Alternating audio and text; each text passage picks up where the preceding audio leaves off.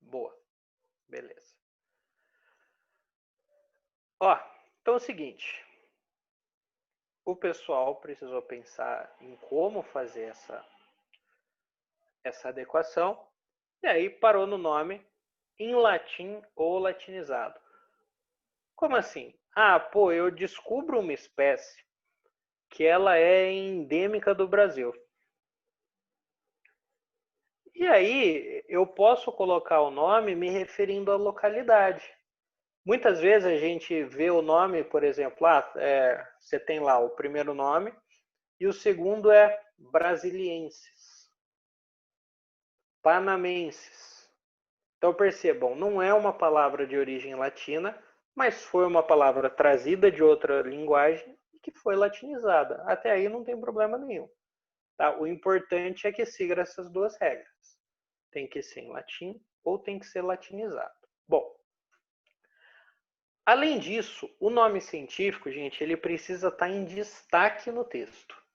Você não pode escrever um nome científico da mesma forma como você escreve o seu texto como um todo.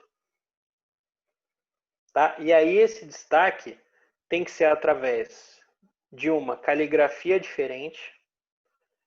Muita gente, quando fazia manuscritos, eles, por exemplo, faziam um manuscrito com letra de forma. Na hora de escrever o nome científico, usava a letra cursiva. Tá? Então você pode colocar uma letra diferente. Como nós estamos na época digital, é muito utilizada a questão do itálico. Tá? Você escreveu o nome em itálico e ainda você pode sublinhar. Beleza? Professor, eu quero fazer os 3, eu posso? Pode. Tá? O que importa é que o nome científico que você está trabalhando, ele precisa ser destacado no seu texto. Tá? Ele tem que ser. Ok? O Linneu falou pra gente o quê? Esse nome, gente, ele tem que ter duas partes. Tá? Nós chamamos de classificação binomial. Então, a grande maioria dos nomes científicos, ele tem uma primeira palavra e uma segunda palavra. Aqui entra uma outra regra. A primeira palavra tem que começar com letra maiúscula e a segunda palavra tem que começar com letra minúscula. Como sempre vai ter uma exceção, mas calma aí que a gente já conversa sobre ela. Por via de regra, a primeira letra do primeiro nome maiúscula, a primeira letra do segundo nome minúscula. E esse nome vai precisar obrigatoriamente englobar duas informações. Tá? Esse nome científico binomial, ele vai ter que me dizer o gênero que aquele indivíduo pertence e ele vai ter que me dizer o epíteto específico. O que é epíteto específico? É a distinção da espécie. Tá? Porque dentro de um gênero você pode ter várias espécies. Agora, eu informando o gênero e eu informando o epíteto referente à espécie, aí me dá exatamente aquele indivíduo. Por exemplo, bom, como a gente usou lá atrás, Canis lupus. Canis lupus é o lobo. Então, ó, eu vou ter o primeiro ponto, Canis, que é o gênero Canis, e aí lupus vai ser o epíteto específico para eu entender que eu estou me referindo ao lobo, ao indivíduo do gênero Canis, que é o lobo. Posso falar para vocês, ó, Canis familiares, que é o doguinho, que é o cachorro. Vejam, aqui eu tenho o mesmo gênero. Os dois pertencem ao gênero Canis. Mas ó, eles são de duas espécies diferentes do gênero Canis. E aí, o epíteto específico é o que vai fazer, é o que vai causar a minha diferença do lobo para o cachorro. Então são duas espécies diferentes dentro do mesmo gênero. Beleza? Então, ó, sempre gênero, epíteto específico. Sempre primeira letra maiúscula, primeira letra da primeira palavra maiúscula, primeira letra da segunda palavra minúscula. Mas aí eu venho para vocês e eu coloco um negócio porque eu sou desses, cara. Coloco o próximo aqui, que é o Trypanosoma cruzi. Trypanosoma cruzi é um protozoário que dá uma doençazinha importante, por incrível que pareça, que a gente vai falar daqui a pouquinho na aula de protozoase. Cara, o Trypanosoma cruzi, ele dá a doença de Chagas. Ele é o protozoário que gera a doença de Chagas. E aí você vira, olha pro nome e fala, mas gordo, filho da puta, ele falou pra mim que a primeira letra do segundo nome tinha que ser minúscula. Então, peraí, professor, você digitou errado? Não digitei errado, cara. Não digitei errado. Essa é a grafia correta.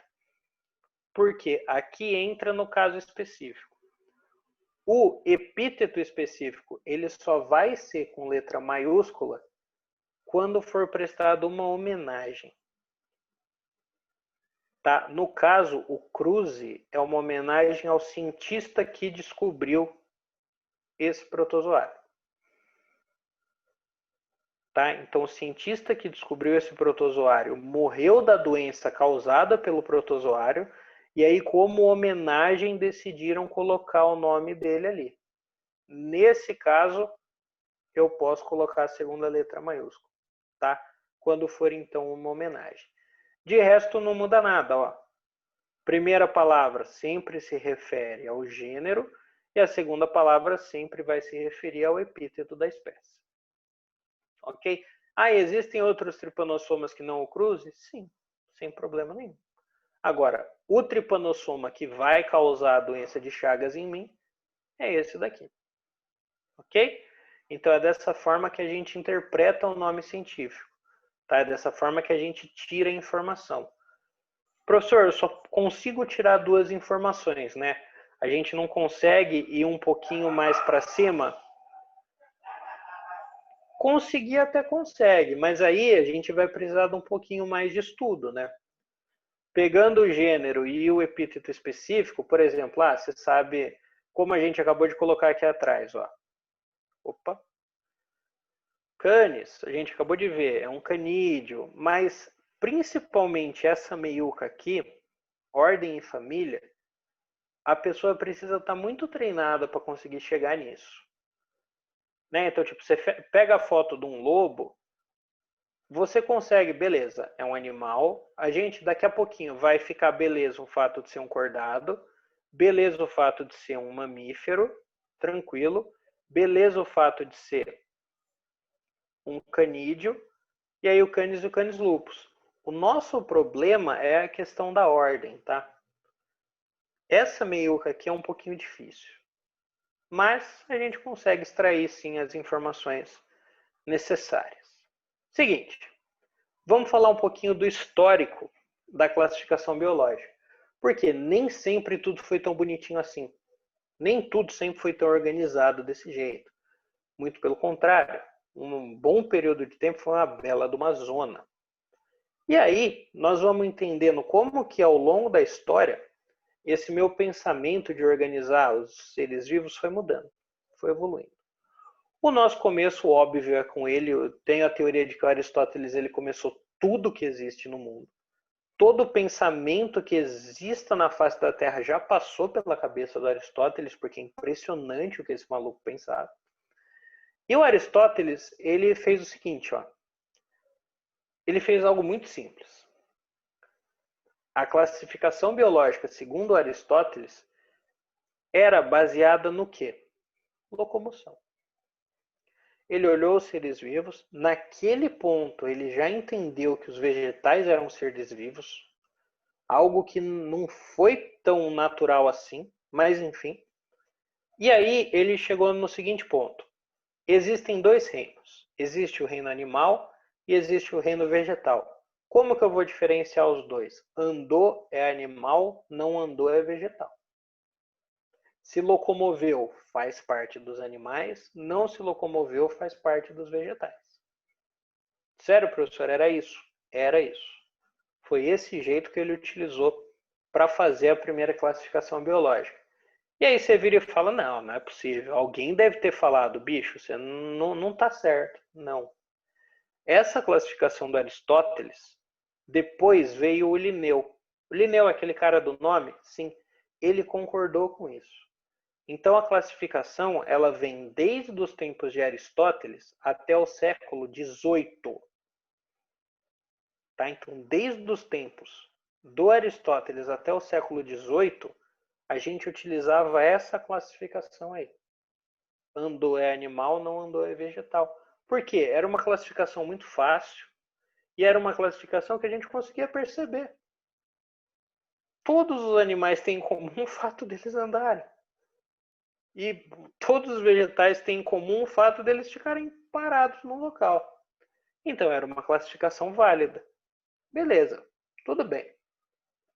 Até que aconteceu um salto muito maravilhoso na história, que foi o quê? Foi a descoberta do microscópio, cara. O microscópio, ele literalmente mostrou para nós um universo novo. Se você chegasse para esse povo aqui que defendia isso e falar que, bicho, existe um ser vivo, tá? Existe uma estrutura de matéria física, rígida, mas que ele é tão pequeno ao ponto de que eu não conseguiria ver no olho nu, o Aristóteles ia te mandar tomar no cu. Ele ia falar, bicho, você está usando droga, não é possível. Mas depois, com o invento do microscópio e com a percepção de que sim, existe todo um universo microscópico, nós precisamos fazer o quê? A gente precisou pegar todos esses indivíduos microscópicos que não se encaixam nem em animais nem em vegetais e colocar eles na roda. Aí veio o Haeckel. Vejam, em 1834. Então, desde o Aristóteles até 1834, ficou lá tranquilo, animal e vegetal. Estamos suave assim, não precisa de mais não. Na hora que a gente descobriu os seres vivos microscópicos, olha o que o Haeckel falou para a gente. Ele pegou esses seres vivos microscópicos e criou um reino para eles, que ele chamou de reino protista. Aí agora eu tinha as plantas, eu tinha os animais e eu tinha aqui no meio os micro-organismos. Se vocês perceberem um pouquinho na diferença das duas imagens, ó, existe um ponto que literalmente tem um ponto de interrogação, que é, da onde vem esse ancestral comum? Qual foi o ponto no passado onde eu tinha esses indivíduos unidos? Qual foi o ponto no passado onde eles se separaram? Ninguém soube responder. Quando o Haeckel colocou os micro-organismos junto da classificação biológica, ele jogou essa bucha para os micro-organismos.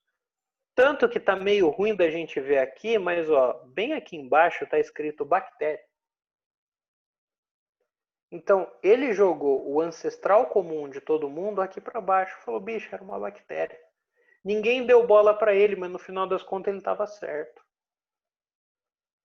Tá? Então vejam, graças ao advento de um instrumento, olha a modificação que eu não tive na minha classificação biológica. Muita mudança, né? Muita mudança, e isso eu estava em 1800 e bolinha.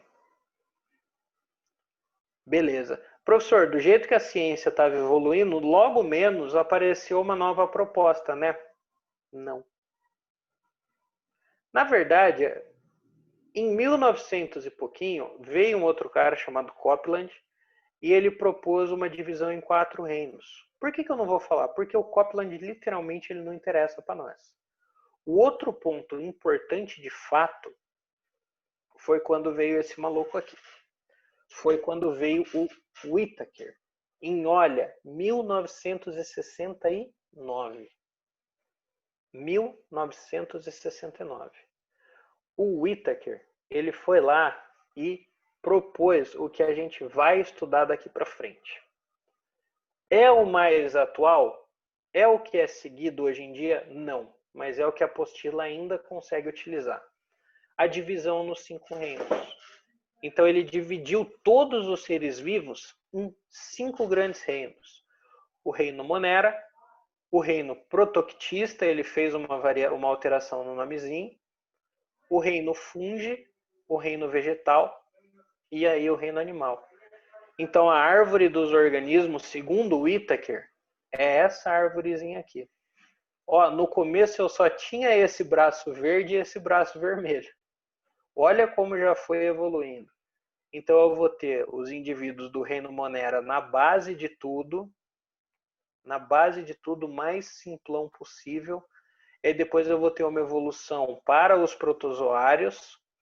E aí dos protozoários eu vou ter 3 ramificações. Uma ramificação levou dos protozoários até os animais. A outra ramificação levou dos protozoários até o fungo. E a outra ramificação levou dos protozoários às plantas. E olha que bagulho foda. A gente vai ver isso daqui a pouco e vai ficar muito claro para nós. Quem faz parte do reino protoctista? Nós vamos ter os protozoários e nós vamos ter as algas, pô. Protozoário. E aí a gente vai estudar uma área que chama zoologia. Os protozoários são os ancestrais de todos os animais. As algas são os ancestrais de todas as plantas. E aí os fungos, ninguém entende meio que bem por quê, tá? Os fungos, eles tipo só apareceram no rolê. E aí, como você não conseguia colocar o fungo nem de um lado nem do outro, teve que se criar um reino fúngico. Foi literalmente isso que aconteceu. Ninguém sabia onde enfiar fungo e aí falou, mano, vamos criar um reino logo para isso e poucas ideias. Criaram o reino. E aí hoje em dia a gente tem a divisão do reino fungi também. Beleza? Como assim ninguém sabe de onde vieram os fungos? Não é que ninguém sabe de onde vieram os fungos. É que fungo é uma parada que não faz muito sentido. Né? O fungo por si só, ele não tem relacionamento nem com planta, nem com animal. Nenhum relacionamento com nenhum dos dois. Então, ele é um organismo em tese complexo. Ele é um organismo complexo. Só que você não encontra similaridade com os outros organismos que são complexos. E ainda é um pouquinho difícil, ainda é um pouquinho nebuloso a evolução completa dos fungos. Ela não é uma coisa tão clara como, por exemplo, a evolução dos animais. Um grupo de protozoários, a gente consegue ver perfeitamente uma relação desse grupo com os animais. O outro grupo de protistas, que é a alga, a gente consegue ver perfeitamente a relação das algas com os grupos do reino vegetal. Com fungo, não. Com fungo, não.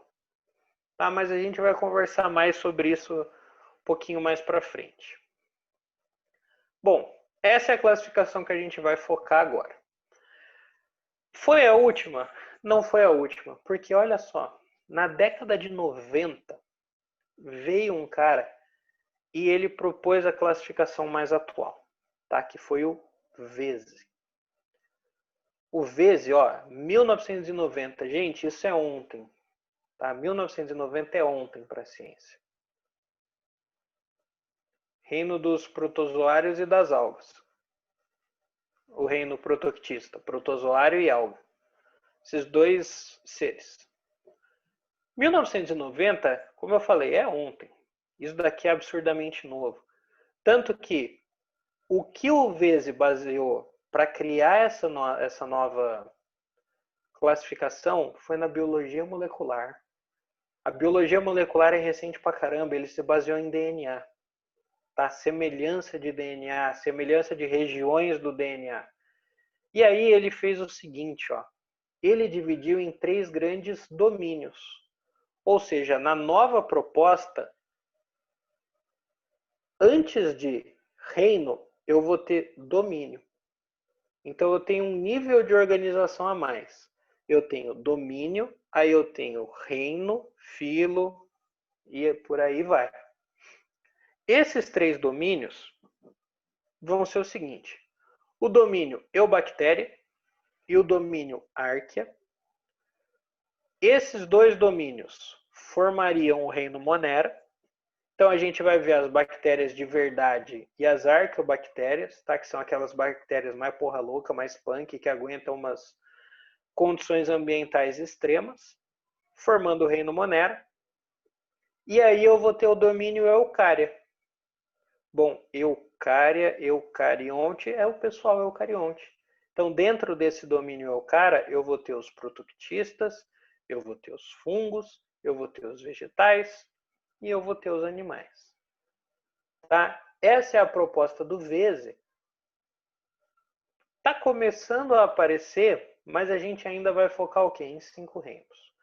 Tá? A partir da semana que vem, nós vamos começar a falar do reino Monera, depois do protoquitista, depois dos fungos, vegetais e animais. Por quê? É como ainda aparece. Pouco. Classificação biológica é algo completamente incidente? Não. Tá? Não é algo completamente incidente. Seguinte. Tá aqui. Essa é atualmente a árvore filogenética dos seres vivos. Tá? Essa é atualmente o cladograma da vida no nosso planeta. Nós vamos ter aqui um ancestral comum, né, o ancestral comum de todo mundo. Chegou um momento da história onde esse ancestral comum se bifurcou e aí gerou os 2 grupos de procariontes. Ó, eu vou ter aqui o domínio bactéria, que vão ser as bactérias normais. Vocês vejam, ó, cianobactéria, as bactérias gram-positiva, bactéria verde, proteobactéria. Beleza? Chegou um outro ponto, você teve uma outra ramificação para as árqueas, que vão ser as bactérias extremófilas, que vivem em boca de vulcão, que vivem em fonte termal. E um tempo para frente, ó, nós tivemos uma terceira ramificação, que aí foi a ramificação de quem? Dos eucariontes. Tá? E aí na ramificação dos eucariontes, a gente tem o que? Os protozoários aqui, protozoários aqui, protozoários aqui. Nós vamos ter os mixomicetos, que são os fungos também. Fungos aqui na frente, animais e plantas. Tá? Então, para a ciência atual, a árvore da vida é isso daqui. Tá? 3 domínios. E aí dentro do domínio Eucária a gente tem os reinos que o Whittaker propôs para nós. E aí o reino Monera é só eu pegar esses 2 domínios aqui. Ok? Dessa forma, para nós o que vai ser importante? Vai ser importante a gente entender que o grosso da classificação vai consistir na divisão do Whittaker. Então, ó, eu vou ter o reino Monera. No reino Monera, quem vai fazer parte? Bactérias e cianobactérias. O que todos esses indivíduos têm em comum a ponto de eu colocar eles no mesmo reino? Eles são procariontes, unicelulares, e aí eles podem ser autótrofos ou heterótrofos. Então, bicho, se eu estou trabalhando com alguma coisa e eu encontro um ser vivo que é unicelular e procarionte, eu já estou ligado que ele é um indivíduo do reino Monera. Só com isso? Pô, só com isso. O reino protoquitista, ó, que são as algas e os protozoários. Eucariontes. Opa, peraí, a minha célula já mudou. Minha célula ficou um pouquinho melhor, não ficou? Ficou, show de bola. Ó, eles podem ser unicelulares ou pluricelulares. E aí eles podem ser autótrofos ou heterótrofos, né? Autótrofos no caso das algas, heterótrofos no caso dos protozoários. Mas, ó, todas essas características vão ser gerais para todos os indivíduos que estão contidos nesse meu grupo. Tá? São similares a todos eles. O reino fungi, representado pelos fungos, agora, ó, eu tenho indivíduos que são eucariontes, uni ou pluricelulares e exclusivamente heterótrofos. Então, se eu trombo uma célula eucarionte e essa célula eucarionte, ela é, primeiro, compreende o organismo como um todo, tranquilo, e ela é única e exclusivamente heterótrofa, eu não tenho como colocar em outro lugar. Não tem. Só pode ser um fungo. Então, ó, mesmo com uma informação banal, mesmo com uma informação que a gente vira e fala, nossa, cara, não tem nada a ver, eu já consigo chegar em um certo ponto de classificação. Se eu encontro uma célula que é eucarionte, e aí essa célula eucarionte está dentro de um desses contextos aqui, eu, por exemplo, sei que é um protozoário. Isso vai ficar mais claro, de novo, a partir das próximas semanas, que a gente vai começar a falar sobre cada uma delas. Mas é importante. Quando eu der a aula de bactérias, eu não vou voltar a falar sobre isso. Tá? Quando eu der a aula de protozoários, isso já tem que vir na nossa cabeça. Na aula de fungos, isso tem que vir na nossa cabeça também. Agora, os dois melhores, que é o reino vegetal e o reino animal. Qual que é a diferença entre os dois? Um é autótrofo, um é heterótrofo. Então, eu estou pegando um indivíduo, não sei nada sobre esse indivíduo, mas eu tenho, por exemplo, um pedacinho de tecido. Eu jogo esse pedacinho de tecido na lâmina e eu analiso os componentes celulares que tem. Eu vejo que é uma célula eucarionte pluricelular e cheia de cloroplasto. Eu não preciso me preocupar. Eu sei que eu estou falando de uma planta. Mas aí eu posso pegar uma célula que agora é eucarionte, esse meu tecido cheio de células eucariontes, né? Pluricelular, porque esse meu tecido tem várias células, e essas células não têm cloroplasto nenhum. Aí eu já sei que eu estou caindo no indivíduo do reino animal. Tá? Então as características gerais dos 5 reinos são essas daqui. Agora, a partir da semana que vem, nós vamos pegar e aprofundar, óbvio, em cada um deles. E, para já pegar o gancho com a nossa semana que vem, e o vírus? Cadê o vírus, se não falou em lugar nenhum? E o poronga, que está mandando a pandemia atual? Cadê ele? Não apareceu em lugar nenhum. Nós vamos conversar também sobre o vírus.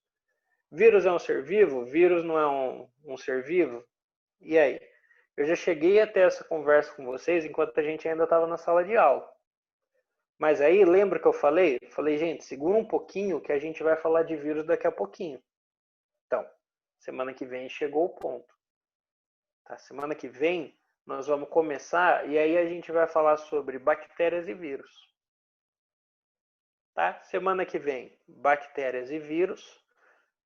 Na semana seguinte, a gente vai falar de protozoários. Só protozoários, porque protozoário é bastante coisa, né? Tanto protozoários quanto algas, e ainda vai ter que falar sobre doença, né? As doenças de protozoário que são importantes. Um dia para falar de fungo e começar a falar de planta, aí outro dia para terminar a falar de plantas. Não, vírus não tem reino. E aí, nós vamos dar uma pausa. Por que nós vamos dar uma pausa? Antes da gente falar de animal, nós vamos precisar ter aquela aulinha de embriologia. Nós vamos precisar ter aquela aula de desenvolvimento embrionário, perdão. Porque todas as classificações dentro dos animais, elas têm a embriologia como base. Elas têm o desenvolvimento embrionário como base. A gente vai chegar num ponto e vai conversar sobre plateumintos. E aí, quais são as características dos plateumintos? Os plateumintos são indivíduos diblásticos. Mas calma aí, o que é um indivíduo diblástico? Ele tem 2 folhetos embrionários. Mas calma aí, o que são 2 folhetos embrionários? Não, peraí, quando a gente falar de embriologia, a gente conversa. Não. Então, primeiro nós vamos falar de embriologia, e aí nós vamos ver o que é um folheto embrionário. E aí nós vamos entender que diferença faz você ter 1, 2 ou 3. Nós vamos entender o que, por exemplo, é um celoma. E aí a gente vai conseguir também ter a plena sensação quando eu virar para vocês e falar que tal grupo ele é acelomado. Tal grupo ele não tem celoma. A gente vai entender o que não ter celoma vai conseguir fazer. Esse grupo aqui tem celoma, então nós vamos perceber que a presença do celoma faz uma mudança do caramba. Cordados. O grupo dos cordados existem por causa da embriologia. Porque no período de formação do embrião, você tem literalmente um cordãozinho nas costas dele. Esse cordãozinho vai funcionar, vai se desenvolver no nosso sistema nervoso. Tá? Então, antes de falar de animais, a gente trata sobre a parte da embriologia também. Beleza? Ó, o bom, cara, o maravilhoso de agora a gente tá na parte da biologia que não dói tanto, é que como não tem tanta coisa assim para falar, a gente pode fazer os exercícios, cara. A gente pode fazer a listinha de exercícios sossegado. Deixa eu só abrir aquela, porque eu fui burro e eu não deixei aberto. Muito bom. Tá aí. Então deixa eu pôr aqui para compartilhar de novo. Mas agora a listinha de exercícios. Lista Bill, aula 20. Vamos aí. Vamos aí, vamos que vamos. Muito bem. Primeiro, PUC. Não sei se eu já cheguei a comentar, eu adoro exercícios da PUC, cara. Eu acho os exercícios da PUC muito bom. E, diga-se de passagem, exercício da UFPR. O exercício da UFPR é bacaníssimo de estudar. Um entomólogo, o cara que mexe com inseto, estudando a fauna de insetos, da Mata Atlântica, encontrou uma espécie cujos caracteres não se encaixavam naqueles característicos dos gêneros de sua família. Isso levará o cientista a criar o quê?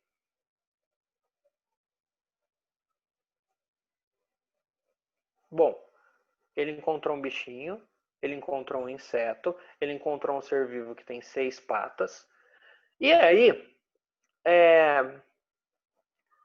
ele achou que seria pertencente a um gênero da família. Então, peraí, reficofage, reino, filo, classe, ordem, família, gênero e espécie. Então, ele estava lá na família. Dentre os gêneros possíveis, não bateu com nenhum. O que ele fez? O que ele precisou criar? Ele precisou criar uma família nova? Não. Porque dentro das características que as famílias estão, aquele indivíduo bate, não é? Só não bate com nenhum dos gêneros. Então ele teve que criar um gênero novo. E aí, pessoas, se você cria um gênero novo, obrigatoriamente você tem que criar uma espécie nova. Tá? Então, junto com o gênero, vem uma nova espécie. Porque você não pode ter um gênero novo e uma espécie de um gênero que já existia. Tá? Então, criou gênero, criou espécie. É sempre em cascata. Ah, você descobriu uma espécie nova? Tranquilo. Se você descobriu um gênero novo, junto com esse gênero novo vem uma espécie nova. Se você descobriu uma família nova, junto com essa família nova vem um gênero e vem uma espécie nova. Tá? Então, de cima para baixo vai aumentando. Então, alternativa C.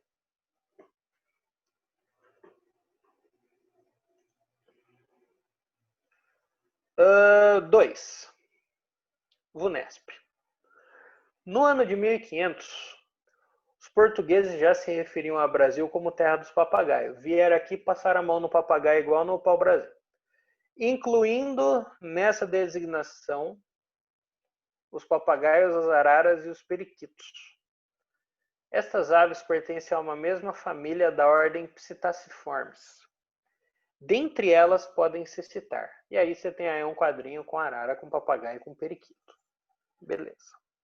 Beleza, beleza, beleza. O que eu posso citar aqui? Ó, arara. Todas as araras têm o mesmo nome, né? O primeiro nome de todas elas é igual. O primeiro nome lembra o que faz? É o gênero, né? Beleza. Do papagaio, o gênero de todos é o mesmo também, né? Amazona. Tá bom. Periquito, aratinga. Beleza, o gênero de todos eles é igual. Então, no final das contas, eu descobri 3 gêneros de indivíduo. Tá bom. Vamos lá. Agora, para as espécies.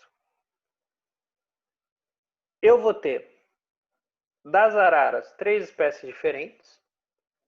Eu vou ter do papagaio 3 espécies diferentes, porque o epíteto de nenhum deles é o mesmo. E do periquito, 3 espécies diferentes. Então, ó, eu tenho 3 gêneros. Cada um desses gêneros tem 3 espécies. Então, no final das contas, eu vou ter 9 espécies de 3 gêneros distintos. Alternativa B. Alternativa B. Enem. Enem. Lobos da espécie Canis lycaon. Vejam, outro tipo de lobo, né? Aquele Canis lupus, ele é o lobo cinza. Ele é o lobo cinzento. Bom, então lobos da espécie Canis lycaon do leste dos Estados Unidos estão intercruzando com coiotes. Olha o coiote. Canis também. Coiote é um canídeo. Porra, sim. Canis latrans. Além disso, indivíduos presentes na borda oeste da área de distribuição dos Canis lycaon estão se acasalando também com lobos cinzentos Canis lupus. Todos esses cruzamentos têm gerado descendentes férteis. Aí, a Scientific American Brasil, Rio de Janeiro, ano 2, tá bom. Os animais descritos foram classificados como espécies distintas no século XV3-18. No entanto, aplicando-se o conceito biológico de espécie proposto por Ernest Mayr em 1942 e ainda muito usado hoje em dia, esse fato não se confirma porque eu errei no exercício. Eu copiei o exercício errado.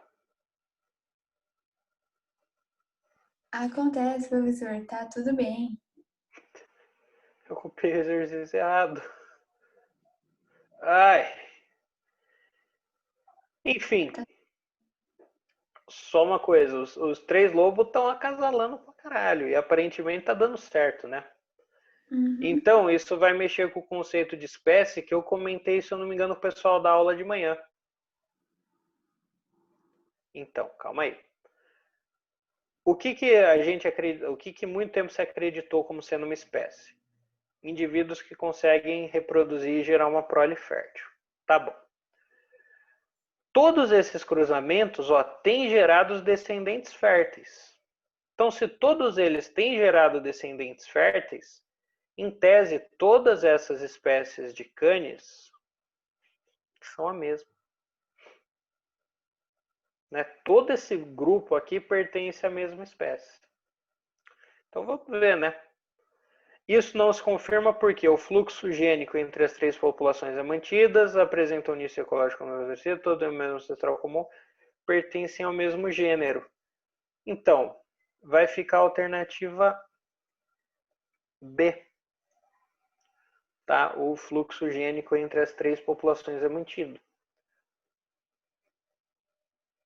Mas essa daqui, como eu falei, eu copiei a pergunta errada. Então, desencana. Só para passar o gabarito é a B. A gente vai voltar a conversar sobre isso quando a gente falar de ecologia. E aí, muito provavelmente, eu vou colocar essa pergunta de novo.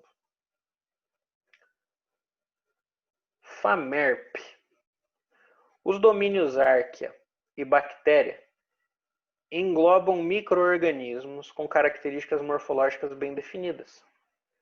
Estes seres vivos compartilham semelhanças entre si, tais como: bom, domínios Archaea e domínios Bactéria formam o reino Monera, não formam? Formam o reino Monera. Lembra, Monera é o